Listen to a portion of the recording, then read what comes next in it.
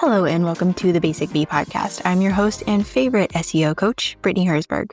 I am having such a good day today. I've actually been having a pretty tough time mentally recently, but I've had some great conversations today and I've been adding in more things like EFT, yoga, and more playful things like watercolor painting and reading. Oh my gosh, the reading.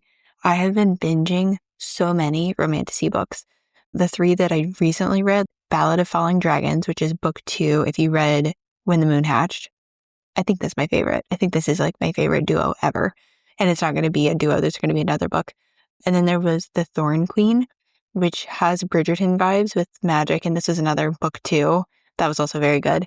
And now I'm on one called The Rights of the Starling, which is another book 2. That one, the first one was, I think, like The Shield of Sparrows, if I remember correctly, but it's so good.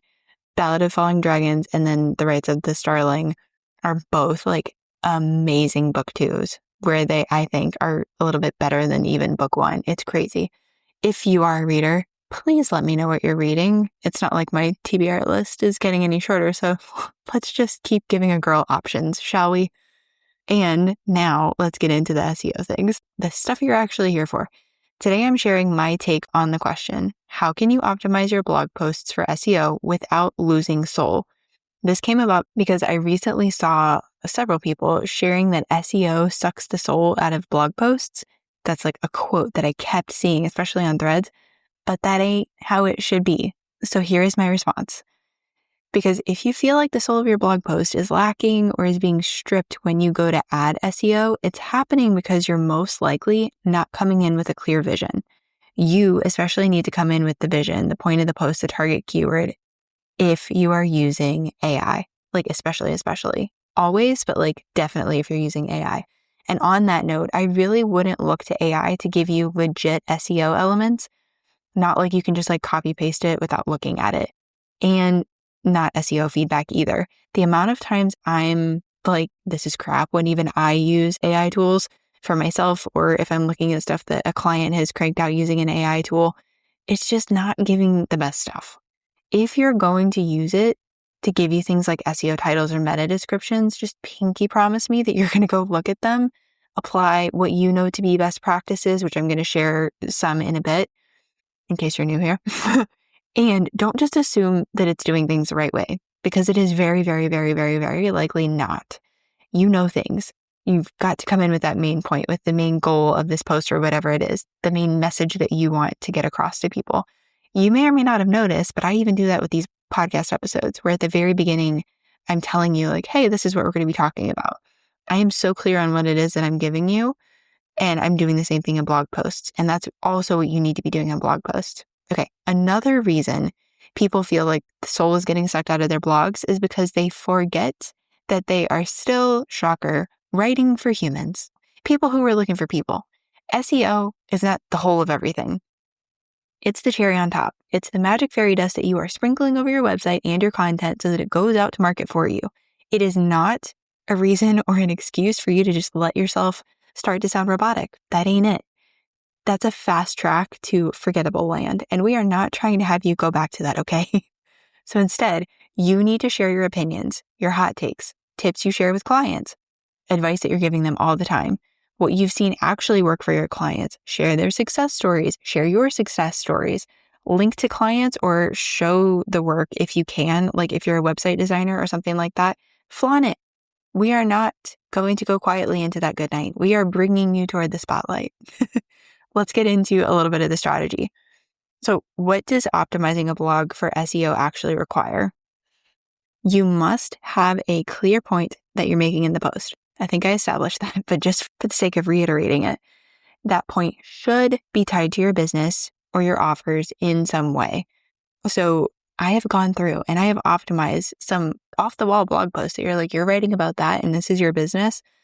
One of the ones that I thought was actually quite brilliant and is doing really well for one client is they broke down how the lyrics of a Taylor Swift song, like how it was relating to mental health. And this was for a therapy practice. And it's working really well. They're getting visits to their site. People are hanging out on the blog. They're going and clicking around on the website. I think they're probably even filling out the inquiry form. I would have to go check the data to like triple confirm that. But even the fact that they're hanging out on the website is gold. but you really need to remember to tie that point that you're making in your blog post to your business, to your offers. And you should be leading them to another place on your website, whether that's to another blog post. If you have a podcast, you could send them over there. If you are talking about an offer, send them to the offer, any of that kind of stuff. If you have a case study about someone, send them to the case study. We want people to be hanging out on your website for quite a while. There's a really good indicator for SEO. So again, your website's going to be recommended in traditional search as well as AI searches because the bots can tell that people are hanging out on your site, which means, hey, they like what you're doing and they're hanging out with you. So anyway, it's a good indicator. And with just that, you're like 90% of the way there. Without even thinking about keywords, without even knowing SEO best practices, you're like 90% of the way there. I should also mention that you can apply any of the things I'm talking about right now, or what I'm going to be sharing in a second, to existing or new blog posts. With existing blog posts, there's going to be a little bit more of like checking things, making some changes, possibly needing to do like 2 steps to change something instead of 1. It's much easier, obviously, to just implement SEO with a new blog post, a fresh blog post, but it is not impossible. If you have something that exists already, you can optimize it for SEO. Let me just go ahead and get specifically into what you can do to optimize an existing blog post. So I actually talked about this in depth in my blogging workshop, which I will link for you, but this is one of the like mini lessons that I created for that training that I'm pulling out for you. You're welcome. I'm kidding. So this quick workflow is something that you can use for optimizing an existing post. Starting off with reading the post. I know, kind of annoying. You could throw this into Claude or chat and say, hey, what is the main point of this thing? But I really want you to discern this yourself. So go in and read through it and just ask yourself, what is the main point of this post?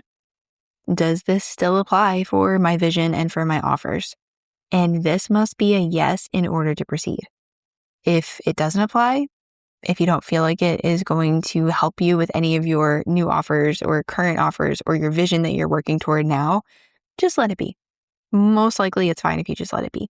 If the answer is yes, then you can move on to step 2, which is to bring the copy from your website page into a Google Doc if you don't already have it there. That is step 1. You're going to take a look at the word count. If the word count is less than 500, you want to consider if there are any additional questions that you could answer. So, or even any like client stories, client successes, client testimonial quotes, any of that kind of stuff that you can add in. Make a note of any of those things I just mentioned, and ideally add them in where they fit in the post. And you could just add a little note in your Google Doc. You could leave a comment to yourself. You could create a headline just to hold space there. Then you're going to go and review a long list of stuff to ensure that the SEO strategy is complete, it's clear, and that it's following best practices. So you're going to make sure that you have a target keyword that you have looked at. If you've been listening for a while, you know Key Search is my favorite keyword research tool. Even if you grab it, use the discount code, I'll have everything below, and just have it for a month, even that's enough. You can go and like batch a whole bunch of stuff. Then you're going to make sure that that target keyword is in several different places. You want it to be in your URL slug, ideally. You want the URL slug to be written with hyphens. You don't want any of those underscores or periods or spaces or anything like that. It has to have the dashes because that's how the robots understand like word. We don't want them getting confused. They're already just like simple creatures. We just need to help them. The SEO title is another place that you want that target keyword. Your SEO title should be 40 to 60 characters. And then your meta description, you want that to be 140 to 155 characters. This is usually kind of giving like a high level overview of what's going on in the blog post, intriguing them. Like we really want this to be bringing them into the blog post. And yes, I have answered this question a lot this week. SEO titles and meta descriptions can get written by Google or by whatever you're searching on. However, that is not a reason to leave them blank. If anything, that is just reaffirming that you really need to have information there because that information is what the robots are taking into account when they are rewriting stuff. I don't know why they do it. They just do it, but like fill it in because we need to give them the accurate information. You also want to have keyword-rich image titles. So we're talking blog posts. If you have, I do this a lot. If you have screenshots, you want to have a keyword-rich image title. You definitely want to have appropriate alt text for things, whether that's a screenshot or if it's a lifestyle image, or if you've featured a client testimonial quote and you have a headshot for them, All of these things are things that you can give keyword-rich image titles to and appropriate alt text. A note on alt text is that it's first and foremost for accessibility. Keywords are just a nice to have, a nice to insert, but you first and foremost want to make sure that anyone who would be coming to your blog post and who's using something called a screen reader, that they have the information there that helps them feel a part of this blog post and like they're not missing out on any information. Okay, I'll get off my soapbox. The last thing that you want to make sure has your target keyword is your H1 heading.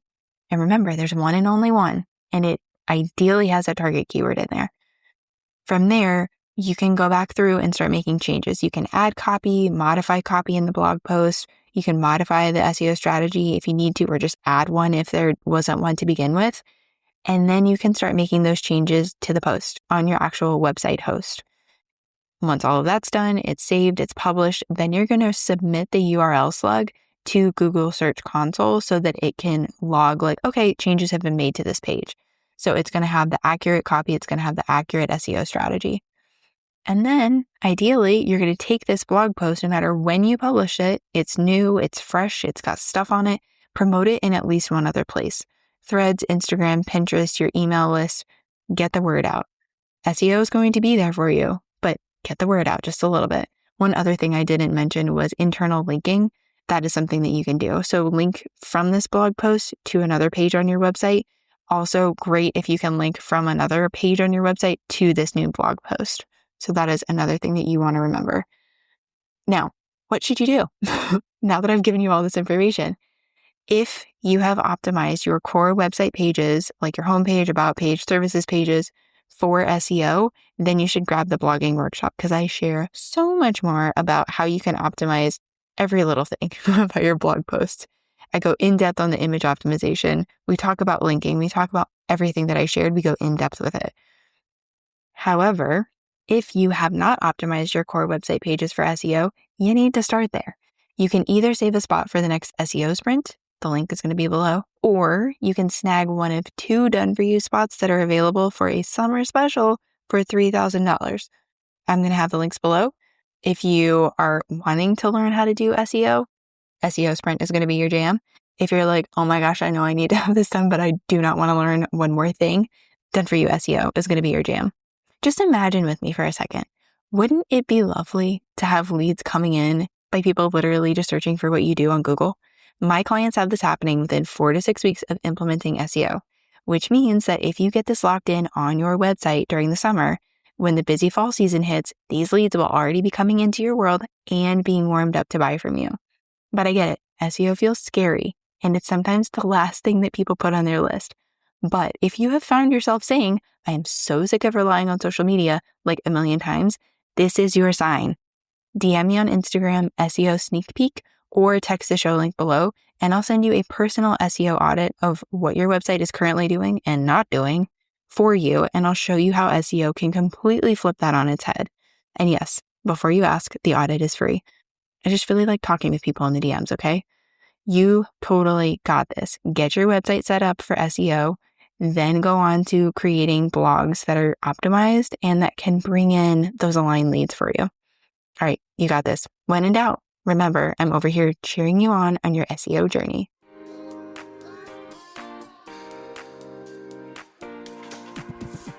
You've heard me talk about it, but how exactly does social proof support SEO?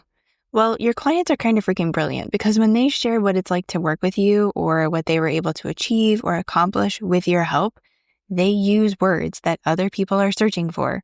For real, they'll say things like, I walk away with practical tips to apply SEO to my own business, or all online business owners need to know about your SEO course, or Brittany helps me understand SEO in a real and tangible way.